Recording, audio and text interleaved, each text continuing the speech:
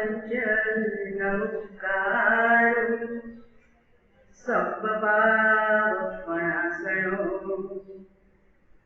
मंगलानं च सप्तेसि परमं हवैवं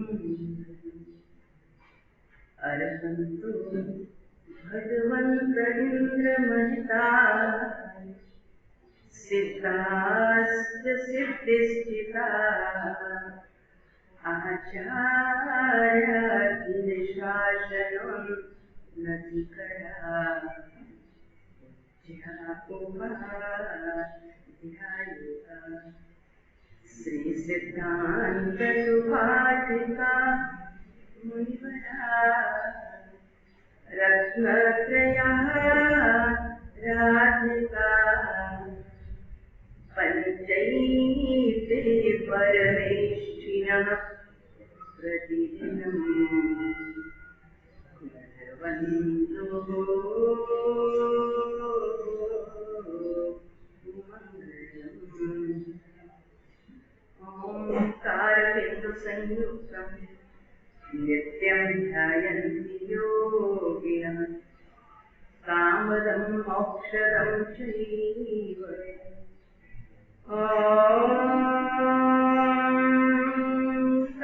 ओंकाराय नमो नमः। अज्ञानतिमिरान्धकारां ज्ञानाञ्जनशलाकया चक्षुरुन्मीलितं येन तस्मै श्रीगुरवे नमः। तस्मै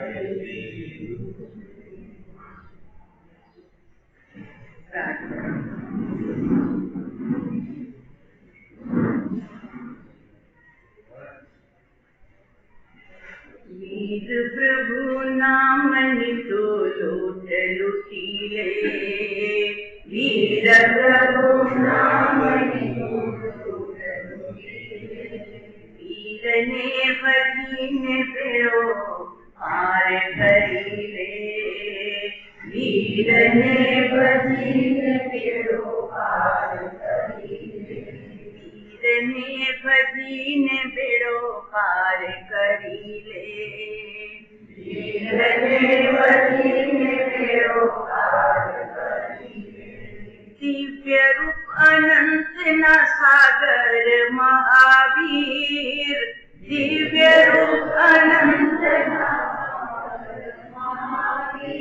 करुणा बरसावे कृपालु महावीर करुणा बरसावे कृपालु महावीर प्रेम ने आनंद नुतु रास रचीले प्रेम ने आनंद नुतु रास वीर ने भजीने बेलो पार करीले वीर ने भजीने बेलो पार करीले वीर प्रभु नाम नितो लोट लुटीले वीर प्रभु नाम नितो लोट लुटीले वीर नाम रखता मन ना दुख दूर थाय वीर नाम रखता मन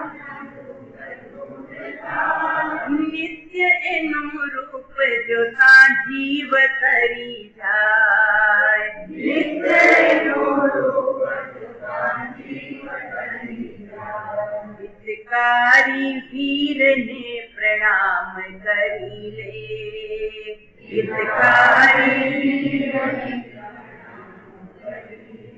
सुखकारी वीर ने प्रणाम करीले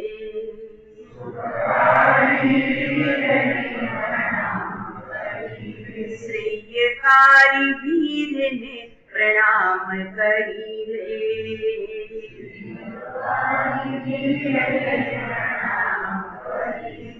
वीर ने भजीने बेड़ो पार करीले वीर ने भजीने बेड़ो पार करीले वीर प्रभु नाम नितो लूट लुटीले प्रभु प्रेम ने आनंद नु तू रास रचीले प्रेम ने आनंद ने भजीने बेड़ो पार करीले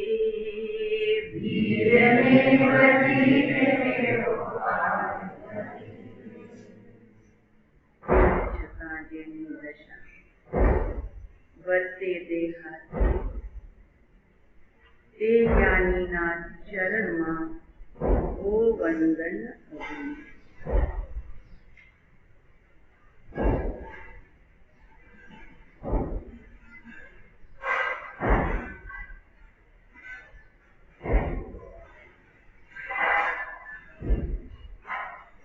संसारं वैदियाहं मोक्षहं लालसियाहं अप्पा संबोहन कयतो हा एकमणाहं इच्छे छेदे मुक्तता भव भयथी डरीथी ते भविजीव संबोधवा दोहा रच्या एक आचार्य भगवान करुणा करीने જ્ઞાનીઓની કરુણા એક ધારી વરસતી જ હોય છે. એમને કરુણા કરવી નથી પડતી. સહજ જેમ એક માં જ્યારે માતૃત્વ ધારણ કરે છે, સ્ત્રી હોય ત્યાં સુધીની વાત નથી, પણ એ સ્ત્રી જ્યારે માતૃત્વ ધારણ કરે છે ત્યારે એના દિલમાં જે વાત્સલ્યનો સાગર ઉભરાય છે અને ઈ વાત્સલ્ય એટલી ગહેરાઈ સુધી ચાલ્યું જાય છે કે ઈ માનું લોહી લાલ રંગનું બદલી અને શ્વેત રંગને ધારણ કરી લે છે અને જે બાળકને પોષણ રૂપે મળે છે આ હોય છે માનું વાત્સલ્ય. તો જો એક સામાન્ય સંસારી સ્ત્રી પોતાના સંતાન પ્રત્યે નિરંતર વાત્સલ્ય વરસાવતી જ હોય છે, ચાહે એ ગોદમાં લે કે ન લે, ચાહે હાથમાં લે કે ન લે, પણ ગોળિયામાં સૂતેલા સંતાન પ્રત્યે એનું વાત્સલ્ય નિરંતર વહેતું જ હોય છે. બસ ત્રણ જગતની માં બનીને આવેલા એવા પરમાત્મા મહાત્માઓ પણ ત્યારે પોતાના સ્વરૂપની સિદ્ધિ પ્રાપ્ત કરી લે છે, પોતાના સ્વરૂપનો જ્યારે આનંદ પ્રાપ્ત કરી લે છે ત્યારે એક વાત્સલ્યનું ઝરણું, સમ્યત્વના 8 અંગ છે, નિસંખ્ય નિકંખ્ય, એમાં એક વાત્સલ્ય નામનું અંગ છે. તો એ વાત્સલ્યના ઝરણા એ જ્ઞાનીઓના અંતઃસ્થલમાંથી વહાવવા નથી પડતા. સહજ એ કરુણાનો વાત્સલ્યનો સ્રોત જગતના જીવ માત્ર પ્રત્યે, મારા ને પરાયાનો ભેદ ત્યાં નથી રહેતો, આ આપણા ને આ બીજાના એવો ભેદ નથી રહેતો. વિશ્વના તમામ જીવો બસ સુખી થાવ, સુખી થાવો. જેમ માં ઈચ્છે છે કે મારું સંતાન સુખી થાવો, એમાં ત્રણ જગતની માં એવા મહાત્મા અને પરમાત્મા એક જ કરુણાથી ભીતરથી વરસી રહ્યા છે કે આ જગતના તમામ જીવો સુખી થાવ. એમની તો ઈચ્છા છે સુખી થાવો, એટલે તો એ પ્રયોજન લઈને આવ્યા છે પ્રભુ. જે પણ મહાત્મા ગ્રંથ લખે, સૂત્ર લખે, આગમ લખે, એક જ પ્રયોજન હોય છે એમનું. જેમ ડોક્ટરનું પ્રયોજન દવાખાનું કે હોસ્પિટલ ખોલવાનું એક જ પ્રયોજન હોય છે કે મેં કઈ વિદ્યા પ્રાપ્ત કરી છે. સ્પેશિયાલિસ્ટ જુદા જુદા હોય, કોઈ ચામડી ના હોય, કોઈ આંખ ના હોય, કોઈ બીજા શેના હોય કે હાથ ના હોય, પણ એમનું પ્રયોજન એક જ છે કે મારી પાસે આવનાર દર્દીના રોગમાંથી મુક્તિ આપવું. પ્રયોજન હોસ્પિટલનું છે. અને માસ્ટર સાહેબનું પ્રયોજન એક જ છે કે સ્કૂલ ખોલી છે તો આવનારા બાળક સાક્ષર બને, નિરાક્ષરતા એની મટી જાય, અનપઢપણું મટે અને કાંઈક ભણ્યો થઈ જાય. તો એમનું એ પ્રયોજન છે લોકોને જ્ઞાન આપવાનું. ડોક્ટરનું પ્રયોજન છે લોકોની તંદુરસ્તી આપવાનું. એમ તમે બધા ધંધાર્થી છો તો તમારું બધાનું પ્રયોજન હતું દુકાન ખોલી અને પૈસો કમાવાનું. એમ પ્રભુ અહીંયા સંતોનું પ્રયોજન શું છે? તો કે એક જ પ્રયોજન છે કે જે જીવ સંસારથી થાક્યો છે, અહીંયા થાકેલાની વાત છે, જેને હજુ સંસાર અડીખમ રાખવો છે, એને એ મહાત્માનો બોધ સ્પર્શ નહીં કરશે, અડશે જ નહીં. ઠીક છે, એ બહુ તો બુદ્ધિ સુધી પહોંચશે, જરા મનમાં મજા આવી ગઈ, 1 કલાક ટાઈમ પસાર થઈ જાય છે. એ કેમ છો કચ્છમાં? તો કે મજામાં છીએ. એ સમય તો કે ટાઈમ પાસ થઈ જાય. સવારે મારા સાહેબનું વ્યાખ્યાન, બપોરે થોડીક વાર રમી લઈએ, યા આરામ કરી લઈએ, થોડી વાર સાંજે મેળાવો કરી લઈએ, ટાઈમ બરોબર પાસ થઈ જાય છે. ટાઈમ પાસ કરવા જ્ઞાનીઓની વાણી નથી પ્રભુ, પણ દરેક જીવની યોગ્યતા, દરેક જીવની પાત્રતા, દરેક જીવનું ઉપાદાન એ પ્રમાણેનું હોય. તો કઈ જરૂરી નથી કે મહાવીર જયારે બોધ આપતા હતા ત્યારે બધા જીવો તરીને પાસ થઈ ગયા, એવું નથી જરૂરી. પણ ખબર નહીં કયા જીવનું ક્યારે ભવિતવ્ય પાકે છે, ક્યારે એ જીવ મુક્તિના સુખના સાચા માર્ગે પડી જાય એવી ખબર નથી. આપણા જેવા જીવોને એમને તો તે ખબર હતી, પણ છતાં તીર્થંકરની વાણી પણ નિરંતર જ્યાં સુધી જીવંત હોય, આ ધરતી ઉપર વિચરણ હોય ત્યાં સુધી વહેતી જ રહે છે. સમવસણ 2 ટાઈમ વાણી વસે અને તેમાં ભવ્ય જીવો ડૂબકી મારે. બાકી કોઈ સમય પાસ કરનારા સમય પાસ કરી જાય કે ચાલો જરા ફરી આવીએ, ટાઈમ પાસ થઈ જશે. પણ અહીંયા આચાર્ય ભગવાન જે લખી રહ્યા છે કે જે જીવ નિજ આત્માની શાંતિને ઈચ્છે છે, એટલે કે સંસારથી થાક્યો છે, ભવ ભયથી ડરી ચિત્ત, જે સંસારના ભયોથી, કેટલા ભયો છે આ સંસારમાં? મુખ્ય 7 ભય છે. આજીવિકા ભય, ઇહલોક ભય, પરલોક ભય, અપયશ ભય, મરણ ભય, રોગનો ભય. આવા ભયો મુખ્ય છે. બાકી નાના હજારો ભયો છે. આવા ભયોથી જે જીવ ડર્યો છે, આવો સંસાર. આમ સંબંધ સાચવતા એક વખત જો ચૂક થઈ, જરાક પત્રિકા દેવામાં, કંકોત્રી દેવામાં દર વખતે હાજર રાખતા હતા, પણ જરીક હું ચૂક્યો તો માનો એટલો સંબંધ વગાડી નાખ્યો કે આખા ગામને કહેતા ફરે, જો બધાને આમંત્રણ આપ્યું, મારા ઘરે પત્રિકા મોકલ્યા, હવે હું જાઉં જ નહીં ને એના ઘરનું પાણી પણ નથી. અરે ભાઈ, 50 વર્ષ સુધી જે સંબંધ સાચવ્યો એની કોઈ કિંમત નહીં, પણ એક ભૂલ એવી સરસ દેખાઈ જાય કે જે આખી જિંદગીનો પ્રેમ હોય ને એને ધોઈને સાફ કરી નાખે. આવા સંસારમાં મજા આવે છે? આવા સંસારમાં મજા આવે છે? 1000 ટાણા સાચવતા એક ટાણામાં ચૂકો એટલે માનો તમે શત્રુ થઈ જાય એના. પ્રભુ, આ સંસાર, આવો સંસાર જે ભવ આપે અને ભવ માત્ર ના આપે, એમાં જન્મ, જરા, મૃત્યુ બધા જ દુઃખો ઉભા હોય. એમાં અપયશનો ભય, યશ વયો ન જાય એનો ભય, રોગનો ભય, જરાવસ્થાનો ભય, હજારો ભયોથી પરાધીન આ સંસાર. એટલે જ્ઞાની એમ કહે છે, આચાર્ય ભગવંત કહે છે કે હું જે આ દોહા લખું છું ને, હવે વિષય આપશે.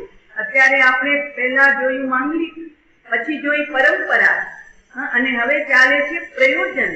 તો આચાર્ય સાહેબનું પ્રયોજન એક જ છે કે મેં આ જ્ઞાનની હોસ્પિટલ ખોલી છે, મેં આ જ્ઞાનનો યજ્ઞ ખોલ્યો છે.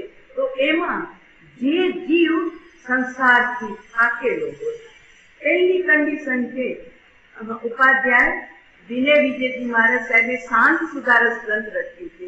ગયા ચોમાસામાં અમે એ વાંચ્યું હતું, કોઈને યાદ હશે તો. શાંત સુધારસ. કરમણભાઈ કહેતા હતા, સાહેબ હજુ એક વખત ફરી પાછું મારે શાંત સુધારસ સાંભળવું છે, પધારો તુંબડી. પણ નહોતો યોગ, એમની હાજરીમાં આવવાનો યોગ નહોતો. મારે ગણીએ કહેતા, જ્યારે આવે ત્યારે સાહેબ હજુ એક વખત તમારા પ્રવચન સાંભળવા છે, એક વખત સાંભળવા. જ્યારે આવે ત્યારે કહેતા યોગ નહોતું. બસ સમય પૂરો થઈ ગયો એમનો. તો શાંત સુધારક ગ્રંથના રચયિતા વિનય વિજયજી મહારાજ સાહેબ પણ જ્યારે શાંત સુધારક ગ્રંથની રચના આગળ વધારે એના પહેલા આવી જ કન્ડિશન રાખી છે. અહીંયા આચાર્ય ભગવંતે રાખી છે. એમણે લખ્યું, સંસ્કૃતમાં છે આખું શાંત સુધારક, આ પ્રાકૃતમાં છે. યતિ ભવ બ્રહ્મખેદ પરાન્મુખમ યતિ ચ ચિત્તમનંત સુખોન્મુખમ શૃણુત તત્સુધિયત શુભ ભાવના મૃતરસમ મમ શાંત સુધારસમ. શું કીધું ઉપાધ્યાય ભગવંતે? કે મારી બે કન્ડિશન છે કે યદિ ચિત્ત મનંત સુખોન્મુખમ યાની યદિ ભવ બ્રહ્મખેદ પરાન્મુખમ. તારું ચિત્ત ભવના ભ્રમણના થાકથી પરાન્મુખ થયું છે, એટલે હવે દિશા બદલવા ઈચ્છે છે. પરાન્મુખ, સન્મુખ નહીં, પરાન્મુખ થયું છે કે નહીં હવે હું થાકી ગયો, સંસારથી થાકી ગયો. જન્મ, જીવન, મૃત્યુ અને એ જીવનની અંદરમાં ઊંચાઈ નીચાઈ, હર્ષ, શોક, માન, અપમાન અને છેલ્લે બધું પુણ્ય સારું હોય તો ખમા થતી હોય તો સૌથી છેલ્લે દુઃખ છે મૃત્યુનું, છોડીને ચાલ્યા જવું પડશે. એના જેવું એકે દુઃખ નહીં આ દુનિયામાં. અને ત્યારે જીવ બેવાકડો થઈ જાય છે. તો તારા ચિત્તને પૂછ, તારા અંતરને પૂછ, યદિ ભવ બ્રહ્મ ખેદ, ભવના ભ્રમણથી થાક લાગ્યો છે, પરાન્મુખ તારું જીવ થયો છે. અને બીજી કન્ડિશન રાખી, યદિ ચ ચિત્ત મનંત સુખોન્મુખમ. ઓપોઝિટ છે, બે ચીજ સાથે જ થાય. આપણે અહીંયા અંધકાર હોય, ઘેરો અંધકાર, એકદમ રાત્રિનો, ચાંદ પણ ન હોય અને સૂર્ય દિવસનો ન હોય, અને તે સમયે ઘણો અંધકાર હોય ઉપાશ્રયમાં કે તમારા ઘરમાં, તો તમે તમારી દીકરીને કે પુત્ર વધુને કહો કે બેટા અંધારા ઉલેચો. આ નેગેટિવ થી વાત છે. બેટા અંધારા ઉલેચો એટલે અંધકારને દૂર કરો. તો નેગેટિવ થી વાત થાય, અંધકારને દૂર કરો. પણ કે મમ્મી અંધકારને દૂર કરીશ પછી વળી દીવો તો કરવો જ પડશે ને. અંધકારને દૂર કરીશ તો દીવો તો કરવો પડશે ને. તો કે બેટા દીવો કરો, એ પોઝિટિવમાં છે. સીધી વાત કરવી હોય તો અંધકાર દૂર કરો એમ કેવા કરતા કહી દે કે બેટા દીવા કરો, બત્તી કરો યા પ્રકાશ કરો. તો પ્રકાશ થતા જ અંધકાર તો પોતાની મેળે, એટલે કામ બે થાય, વાત બે થાય પણ કામ તો એક જ થાય છે. અંધકાર ઉલેચો એનો મતલબ પ્રકાશ કરો. અને કોઈ પોઝિટિવ થી સીધી અસ્થિરથી વાત કરે તો કે પ્રકાશ કરો ને, તો કે પછી પ્રકાશ તો કરું છું પણ અંધારા દૂર કરવા માટે પછી ઝાડુ લેવું પડશે. બે કામ થઈ જાય છે. વાતમાં બે વાત થાય છે પણ કાર્ય એક જ છે. અંધકારને દૂર હટાવવાનો મતલબ છે પોઝિટિવમાં પ્રકાશ કરો. એમ અહીંયા પણ જ્ઞાની ભગવાન બે બાજુથી તમને વાત કરે છે.